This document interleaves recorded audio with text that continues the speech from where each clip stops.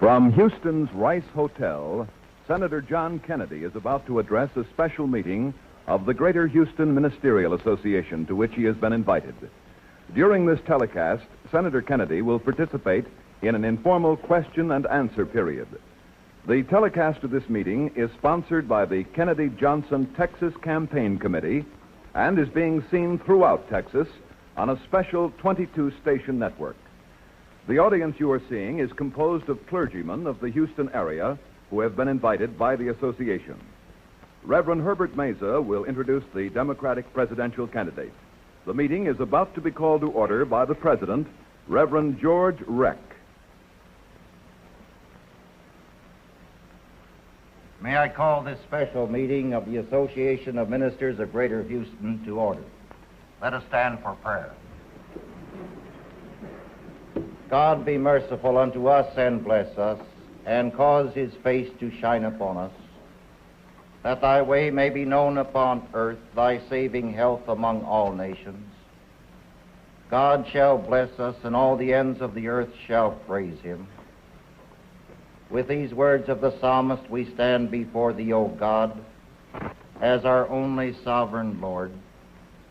Forgive us, good Lord, and show us thy mercy. Let thy grace rest upon our nation, and do not take thy gospel light from us. Incline our ears to thee and to thy will, and show us always the truth that makes and keeps men free. In the name of our Lord Jesus Christ we pray, amen. We are very happy that so many of you ministers are present at this meeting.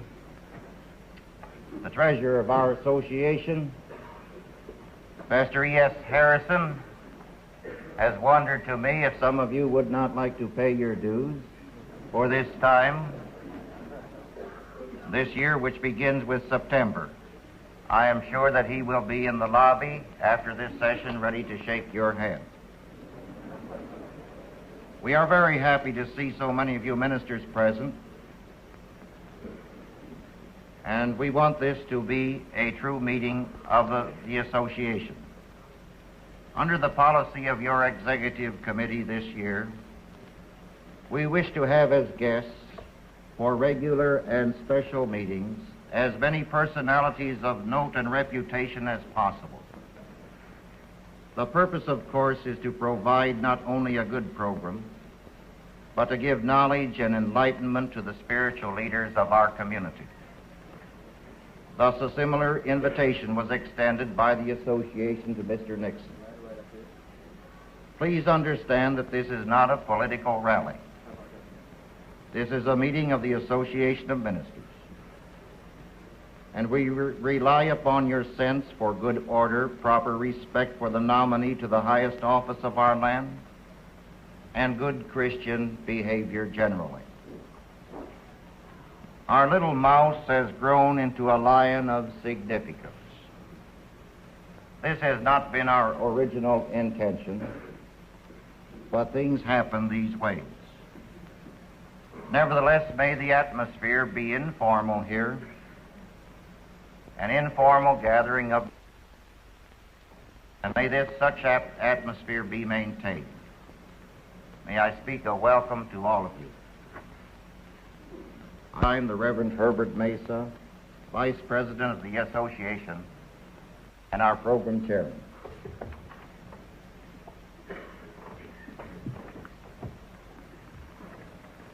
This program this evening does not constitute an endorsement of either the speaker or the party which he represents. The program has been motivated by the religious issues in this campaign, issues that are not modern. There are some who insist that nothing has changed within the Roman Catholic Church, and there are others who insist that nothing should change. The problem is not to deny the religious issue or to brand as intolerant those who raise it. The problem is to place it in proper perspective and to determine where the candidate stands in relationship to that perspective. The extremists on both sides have tended to dominate the debate. Contrary to common propaganda, the South is not a hotbed of religious or racial intolerance. There are many honest minds that are raising honest questions. Many Catholics differ with us on many questions that are relevant to the welfare of our country. The fact that the senator is with us tonight is to concede that a religious issue does exist. It is because there are many serious minds decently raising questions that we have invited the speaker of the evening. And it is for that same reason that we have allowed this meeting to be broadcast. To that end, I should like to introduce at this time the senator from Massachusetts and the Democratic candidate for the President of the United States, Senator John F. Kennedy.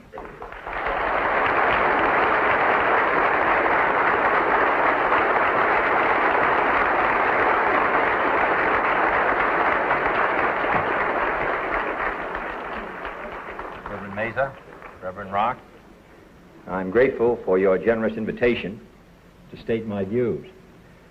While the so-called religious issue is necessarily and properly the chief topic here tonight, I want to emphasize from the outset that I believe that we have far more critical issues in the 1960 campaign. The spread of communist influence until it now festers only 90 miles from the coast of Florida, the humiliating treatment of our president and vice president by those who no longer respect our power, the hungry children I saw in West Virginia, the old people who cannot pay their doctor's bills, the families forced to give up their farms, an America with too many slums, with too few schools, and too late to the moon and outer space. These are the real issues which should decide this campaign, and they are not religious issues. For war and hunger and ignorance and despair, no religious barrier. But because I am a Catholic, and no Catholic has ever been elected president, the real issues in this campaign have been obscured, perhaps deliberately, in some quarters less responsible than this. So it is apparently necessary for me to state once again, not what kind of church I believe in, for that should be important only to me, but what kind of America I believe in.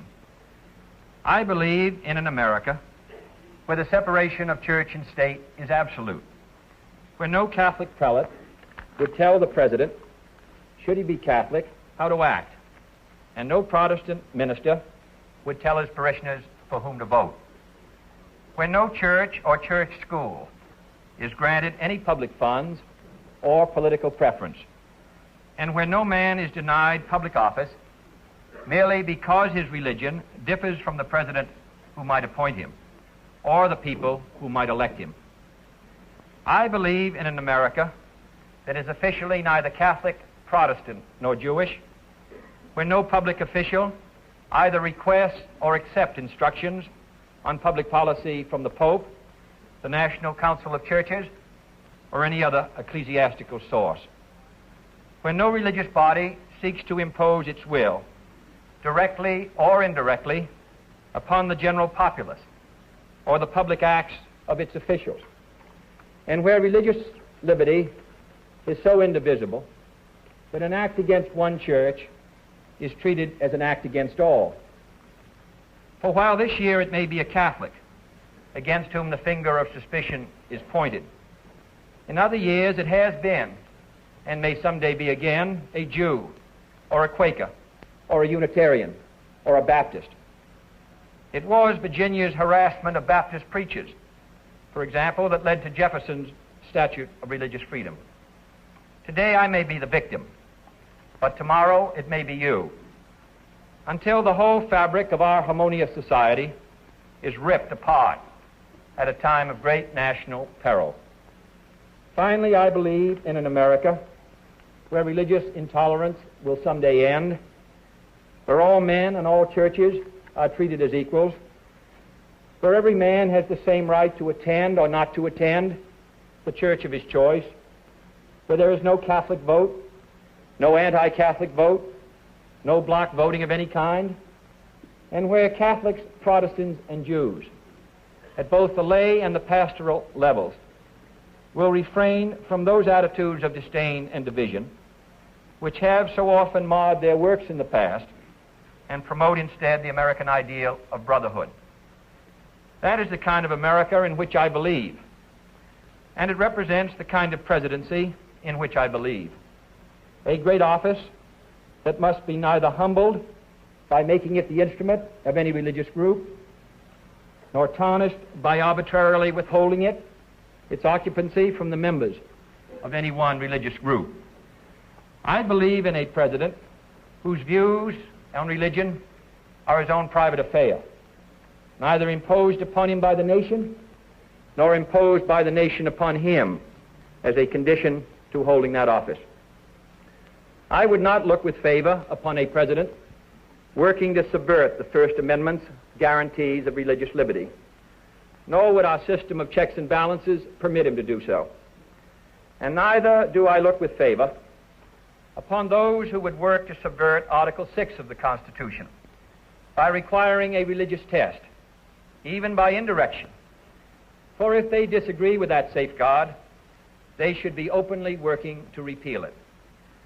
I want a chief executive whose public acts are responsible to all and obligated to none, who can attend any ceremony, service, or dinner his office may appropriately require him to fulfill, and whose fulfillment of his presidential office is not limited or conditioned by any religious oath, ritual, or obligation. This is the kind of America I believe in, and this is the kind of America I fought for in the South Pacific, and the kind my brother died for in Europe. No one suggested then that we might have a divided loyalty, that we did not believe in liberty, or that we belonged to a disloyal group that threatened, I quote, the freedoms for which our forefathers died. And in fact, this is the kind of America for which our forefathers did die, when they fled here to escape religious test oaths that denied office to members of less favored churches, when they fought for the Constitution, the Bill of Rights, the Virginia Statute of Religious Freedom, and when they fought at the shrine I visited today, the Alamo. For side by side with Bowie and Crockett died Fuentes and McCafferty and Bailey and Bedelio and Carey, but no one knows whether they were Catholics or not, for there was no religious test there. I ask you tonight to follow in that tradition, to judge me on the basis of 14 years in the Congress, on my declared stands against an ambassador to the Vatican, against unconstitutional aid to parochial schools, and against any boycott of the public schools, which I attended myself. And instead of doing this, do not judge me on the basis of these pamphlets and publications.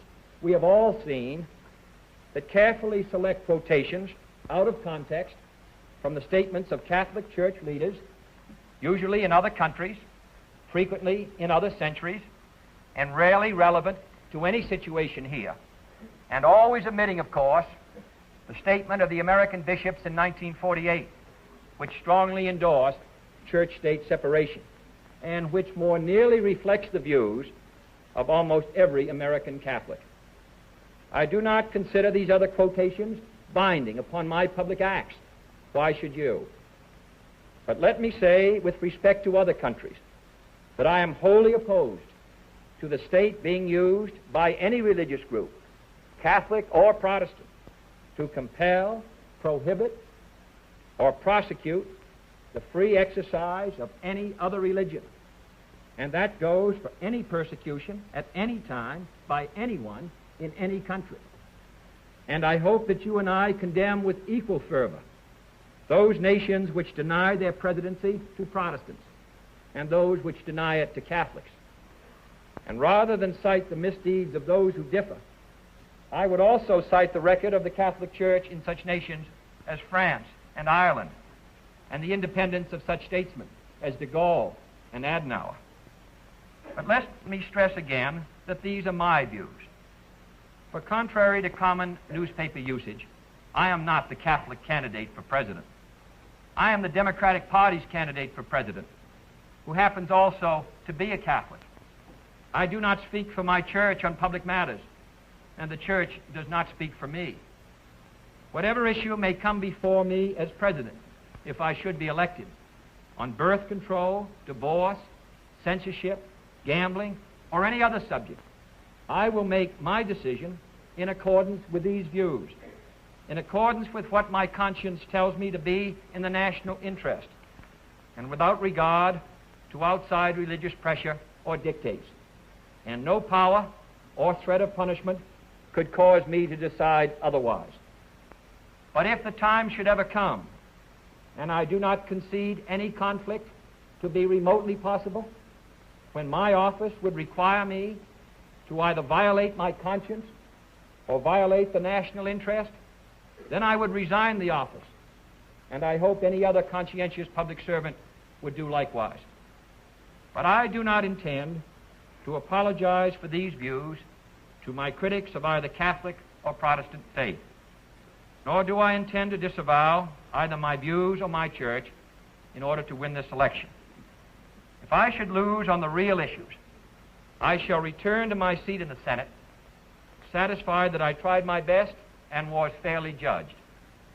But if this election is decided on the basis that 40 million Americans lost their chance of being president on the day they were baptized, then it is the whole nation that will be the loser in the eyes of Catholics and non-Catholics around the world, in the eyes of history, and in the eyes of our own people. But if, on the other hand, I should win this election, then I shall devote every effort of mind and spirit to fulfilling the oath of the presidency, practically identical, I might add, with the oath I have taken for 14 years in the Congress. For without reservation, I can, and I quote, solemnly swear that I will faithfully execute the office of President of the United States and will, to the best of my ability, preserve, protect, and defend the Constitution, so help me God.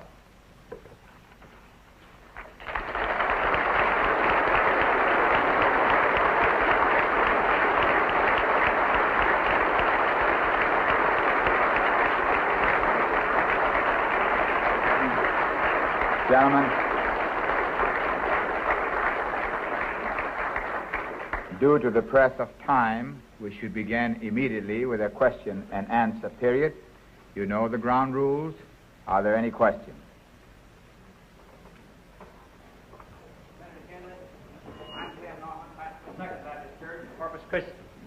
I think I speak for many that do not in any sense discount or in any sense doubt your loyalty and your love to this nation, or your position that's in accord with our position in regard to the separation of church and state. But could I bring it down to where we stand right here tonight as two men of just near the equal age, just standing facing each other? If this meeting tonight were being held in the sanctuary of my church, it's the policy in my city that has many very fine Catholics in it, but it's the policy of Catholic leadership to forbid them to attend a Protestant service. If we tonight were in the sanctuary of my church, just right as we are, would you and could you attend as you have here? Well, yes, I could. Now, I can attend any, as I said in my statement, I would attend any service in the interest that had any connection with my public office. Or in the case of a private ceremony, weddings, funerals, and so on, of course I would participate and have participated. I think the only question would be whether I could participate as a participant, a believer in your faith, and maintain my membership in my church. That, it seems to me, comes within the private beliefs that a Catholic might have. But as far as whether I could attend this sort of a function in your church, whether I, as senator or president, could attend a function in your service connected with my position of office, then I could attend. Very and would closely attend. allied to it was the position in regard to the chapel of the chaplains that was right. dedicated, which I believe you have once had accepted the invitation to attend. That's right. And then the press has said that I believe Cardinal Dougherty brought pressure and you refused and did not attend. I'll be delighted to explain, because that seems to be a matter of great interest. I was invited in 1947, after my election to the Congress, by Dr. Poling to attend a dinner to raise funds for an interfaith chapel in honor of the 4 chaplains who went down on the Dorchester. This was 14 years ago. I was delighted to accept because I thought it was a useful and worthwhile cause. A few days before I was due to accept, I learned through my administrative assistant, who had friends in Philadelphia, that two things. First, that I was listed, and this is in Dr. Polling's book, in which he describes the incident, as the spokesman for the Catholic faith at the dinner. Charles Taft, Senator Taft's brother, was to be the spokesman for the Protestant faith. Senator Lehman was to be the spokesman for the Jewish faith. The second thing I learned was that the chapel, instead of being located as I thought it was, as an interfaith chapel, was located in the basement of another church. It was not, in that sense, an interfaith chapel. And for the 14 years since that chapel was built, there has never been a service of my church because of the physical location. I therefore informed Dr. Polling that while I would be glad to come as a citizen, in fact, many Catholics did go to the dinner, I did not feel that I had very good credentials to attend as the spokesman for the Catholic faith at that dinner to raise funds, when the whole Catholic church group in Philadelphia were not participating, and because the chapel has never been blessed or consecrated. Now, I want to make it clear that my grounds for not going were private. I had no credentials to speak for the Catholic faith at a dinner for a chapel which no Catholic service has ever been held. So that, and to this day, unfortunately, no service has been held at the present time. But I think if I may separate that, if this were a public matter, I told Dr. Polling I'd be glad to go as an individual, but I could not go as a spokesman on that occasion.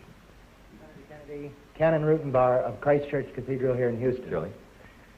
I've read this platform and the planks in it with great interest, and especially in the realms of freedom. And I note that in the educational section, the right of education for each person is guaranteed or offered for a guarantee. It also says that there shall be equal opportunity for employment. In another section it says there shall be equal rights to housing and recreation. All of these speak, I think, in a wonderful sense to the freedom which we want to keep here in America. Yet, on the other hand, there is, in another place in the platform, I read these words: we will repeal the authorization for right-to-work laws. Now, it seems to me that in this aspect here, and I feel that these are much more important than any religious issue, here you are abolishing an open shop.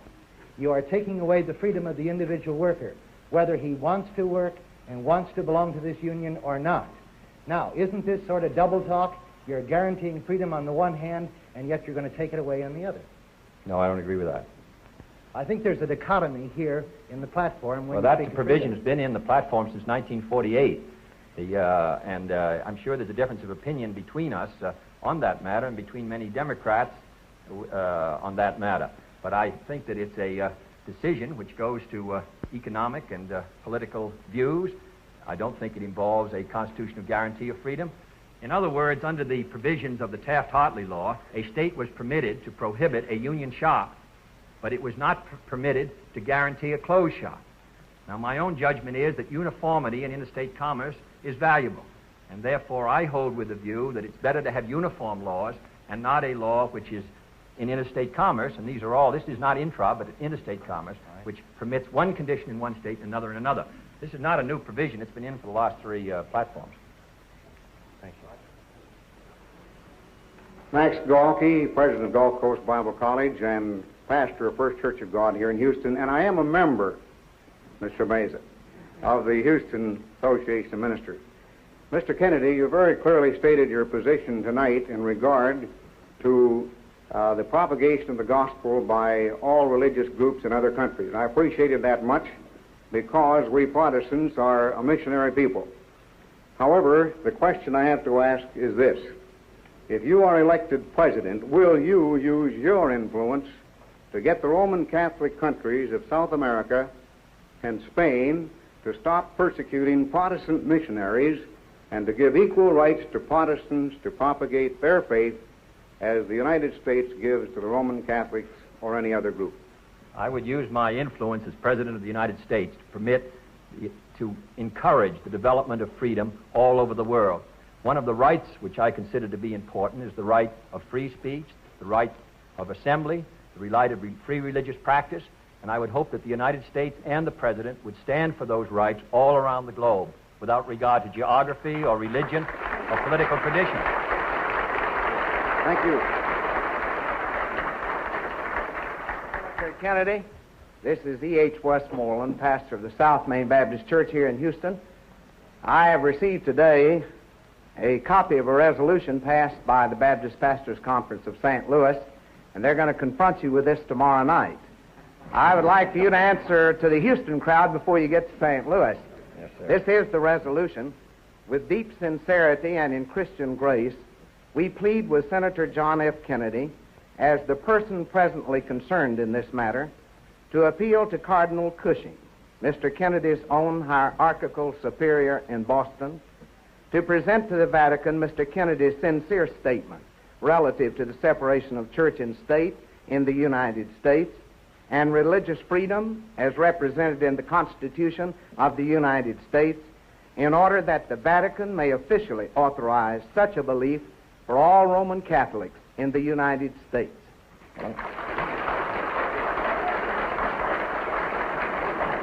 May I just say that as I do not accept the right of any, as I said, ecclesiastical official to tell me what I shall do in the sphere of my public responsibility as an elected official, I do not propose also to ask Cardinal Cushing to ask the Vatican to take some action. I do not propose to interfere with their free right to do exactly what they want. There is no doubt in my mind that the viewpoint that I have expressed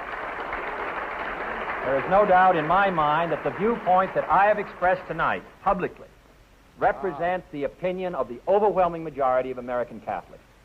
Mr. Kennedy, and you I will... think that what my view, I have no doubt, is known to Catholics around the world. I'm just hopeful that by my stating it quite precisely, and I believe I state it in the tradition of the American Catholics, way back all the way to Bishop John Carroll, I feel that I hope this will clarify it without my having to take the rather circuitous route. This is the position, I think, of the American Catholic Church in the United States with which I am associated. We appreciate your forthright statement. May I say we have great admiration for you. But until we know this is the position of your church, because there will be many Catholics who will be appointed if you're elected president, we would like to know that they too are free to make such statements as you've been so courageous to make.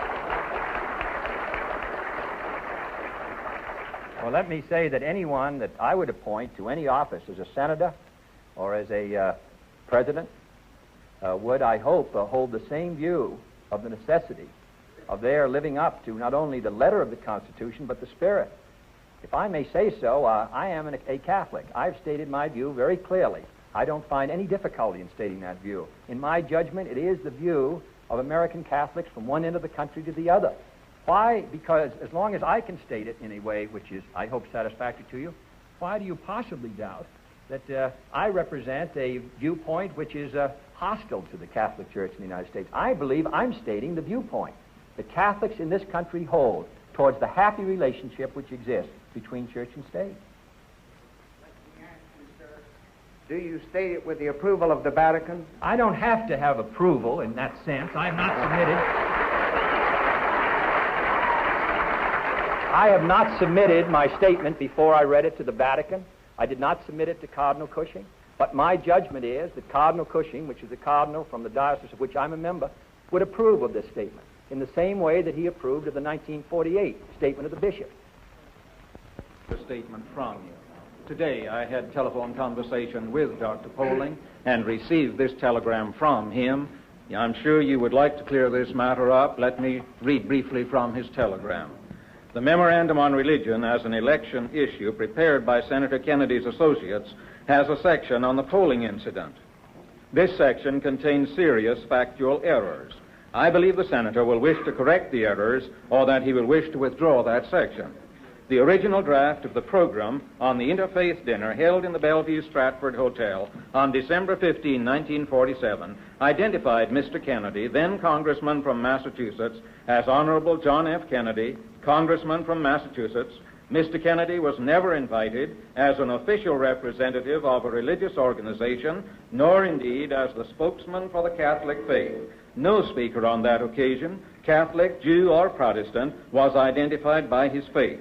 When, 2 days before the dinner occasion, Mr. Kennedy canceled his engagement, he expressed his regret and grief, but stated that since His Eminence the Cardinal requested him not to come, he, as a loyal son of the Church, had no other alternative. Therefore, it was necessary to destroy this first program and to reprint. Now I will state again the words that I used are a quotation from the Reverend Polling's book, Spokesman for the Catholic Faith, the book which was produced about a year ago, which first discussed this incident. Secondly, my memory of the incident is quite clear. In fact, it's as good as Reverend Polling's, because when the matter was first discussed, Reverend Polling stated that the incident took place in 1950, and it's only in the last 2 months that it has come forward that the incident took place in 1947. Thirdly, I never discussed the matter with Cardinal Doherty in my life. I've never spoken to the Cardinal. I first learned of it through Mr. Reardon, who was my administrative assistant, who knew of Mr. Doyle, who worked for the National Catholic Welfare Conference, who stated that there was a good deal of concern among many of the church people in Philadelphia because the location of the chapel and because no service would ever be held in it because it was located in the basement of another church. It was an entirely different situation than the one that I had confronted when I first happily accepted it. Now, there were 3 speakers. Kennedy was one of them. Taft was the second. Senator Lehman was the third. I don't think I misstated that one of them was supposed to speak for the Catholic faith as a spokesman, in Mr. Polling's words, one of them for the Protestant faith, and one for the Jewish faith. Now, all I can say to you, sir, is this chapel, I was glad to accept the invitation. I did not clear the invitation with anyone. It was only when I was informed that I was speaking, and I was invited, obviously, as a serviceman because I came from a prominent Catholic family, that I was informed that I was there really, in a sense, without any credentials. The chapel, as I have said, has never had a Catholic service. It is not an interfaith chapel. And therefore, for me to participate as a spokesman in that sense for the Catholic faith, I think would have given an erroneous impression. Now, I've been there 14 years. This took place in 1947. I'd been in politics probably 2 months and was relatively inexperienced. I should have inquired before getting into the incident. Is this the best that can be done after 14 years? Is this the only incident can be shown?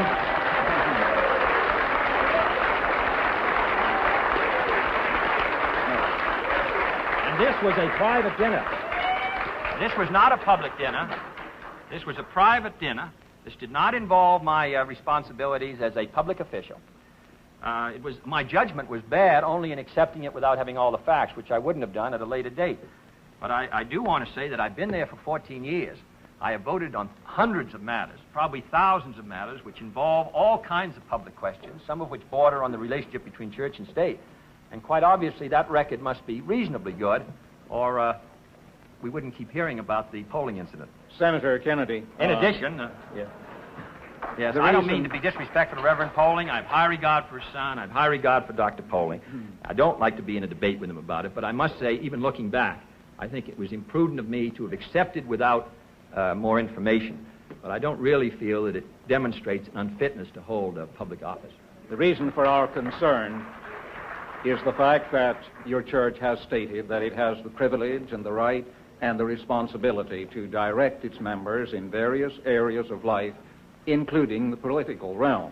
Well, and we believe that history and observation indicate that it has done so, and we raise the question because we would like to know if you are elected president and your church elects to use that privilege and obligation, what your response will be under those circumstances. If my church attempted to influence me in a way which was improper or which affected adversely my responsibilities as a public servant sworn to uphold the Constitution, then I would reply to them that this was an improper action on their part, that it was one to which I could not subscribe, that I was opposed to it, and that it would be an unfortunate breach of an interference with the American political system. I'm confident that there would be no such interference. We've had 2 Chief Justices of the Supreme Court who were Catholics.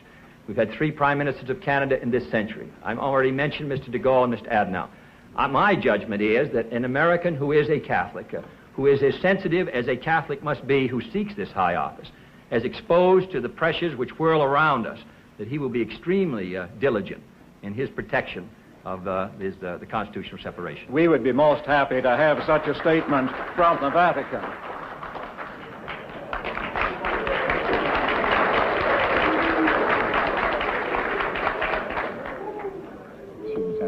Because of the briefness of the time, let's cut out the applause.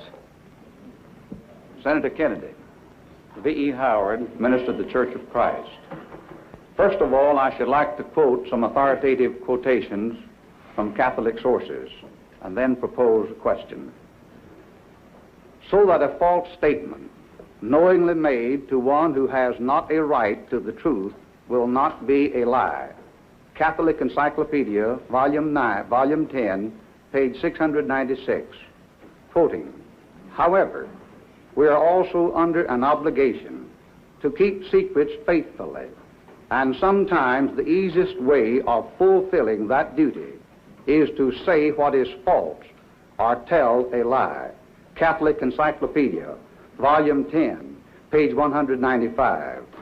When mental reservation is permissible, it is lawful to corroborate one's utterances by an oath, if there be an adequate cause.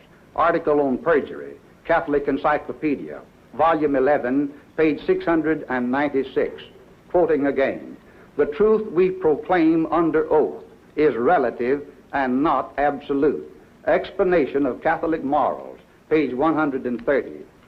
Just recently, from the Vatican in Rome, this news release was given from the official Vatican newspaper, and I'm quoting that of date May 19th, 1960, Tuesday, stated that the Roman Catholic hierarchy had the right and duty to intervene in the political field to guide its flock.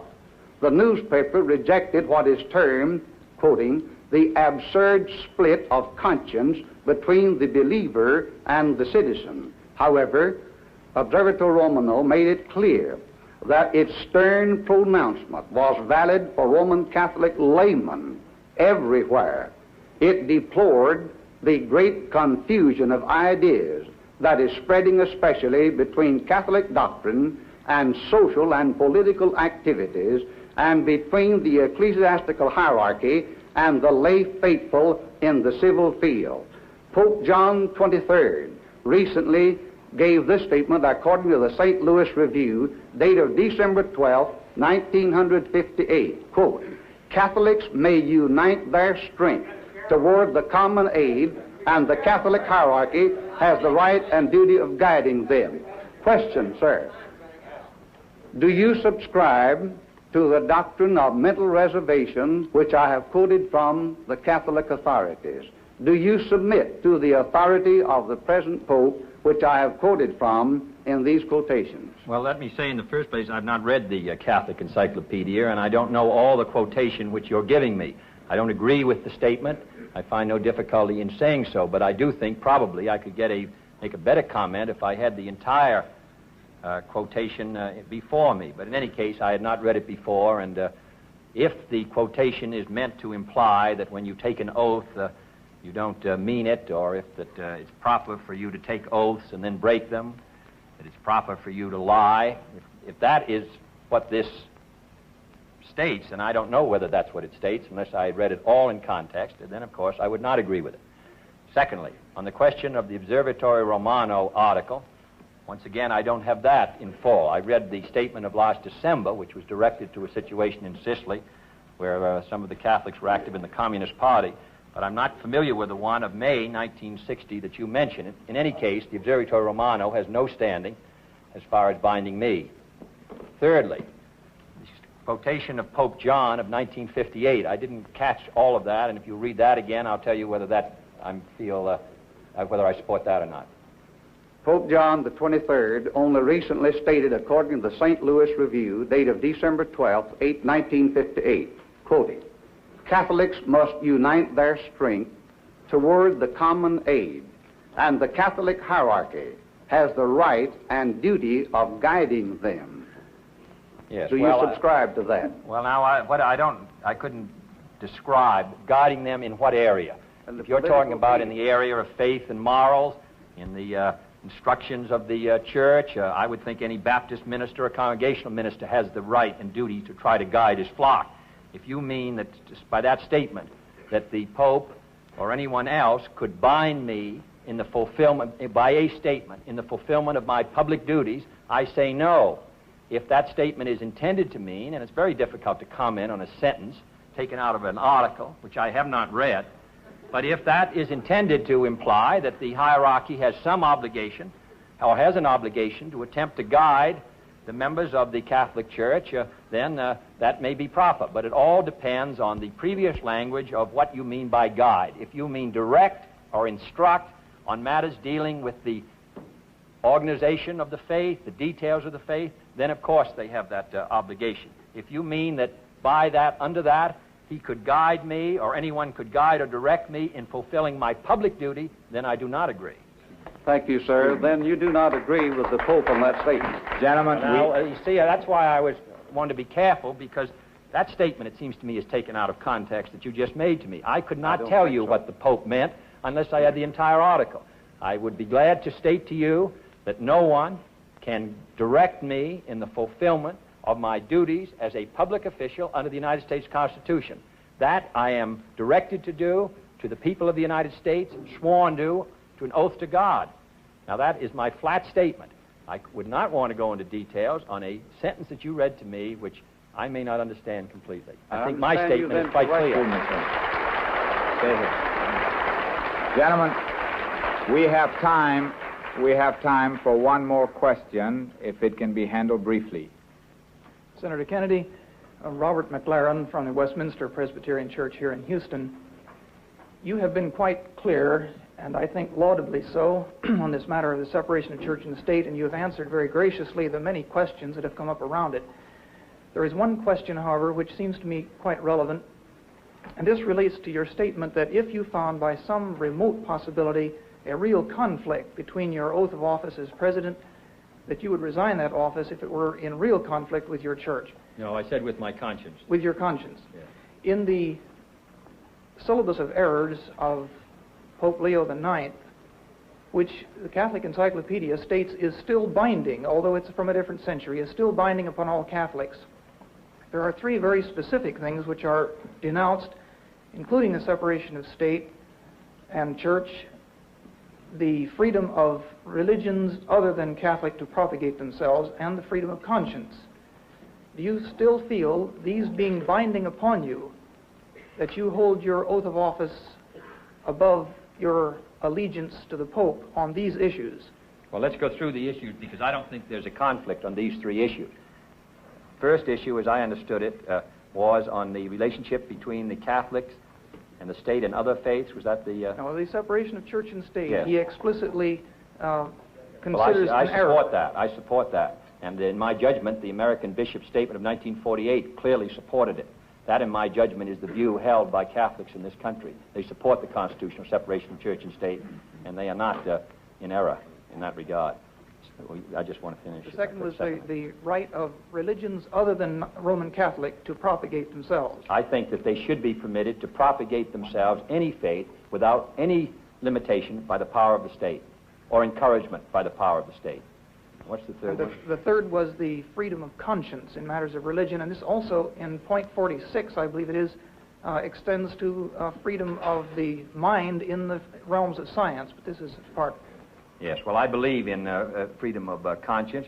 Let me just, I guess our time is coming to an end, but I believe in it. Let me say finally that I am delighted to come here today. I don't want anyone to think, because they interrogate me on this very important question, that I regard that as unfair questions or unreasonable, or that somebody who is concerned about the matter is prejudiced or bigoted. I think this fight for religious freedom is basic in the establishment of the American system, and therefore any candidate for the office, I think, should submit himself to the questions of any reasonable man. My only objection would be, my only limit to that would be that if somebody said, regardless of Senator Kennedy's position, regardless of how much evidence he's given that what he says he means, I still wouldn't vote for him because he's a member of that church. I would consider that unreasonable. What I consider to be reasonable and an exercise of free will and free choice is to ask the candidate to state his views as broadly as possible, investigate his record to see whether he states he believes, and then make an independent, rational judgment as to whether he could be entrusted with this highly important position. So I want you to know that I'm grateful to you for inviting me tonight. I'm sure that I have made no converts to my church, but I do hope, that at least my view, which I believe to be the view of my fellow Catholics who hold office, I hope that it may be of some value in at least assisting you to make a careful judgment. Thank you.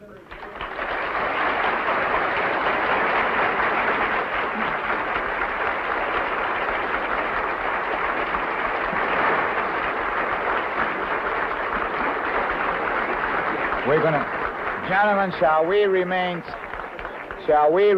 standing? You have been watching as we Senator have- John Kennedy appearing before the Greater Houston Ministerial Association in an Shall we unrehearsed remain question and standing answer while we are period. led into The benediction telecast of by this the meeting was Reverend sponsored by George the D. Kennedy Johnson Texas Campaign Committee in behalf of Senator Kennedy's candidacy for the presidency of the United States. Through the facilities of KTRK-TV, this has been a special Texas State Network program.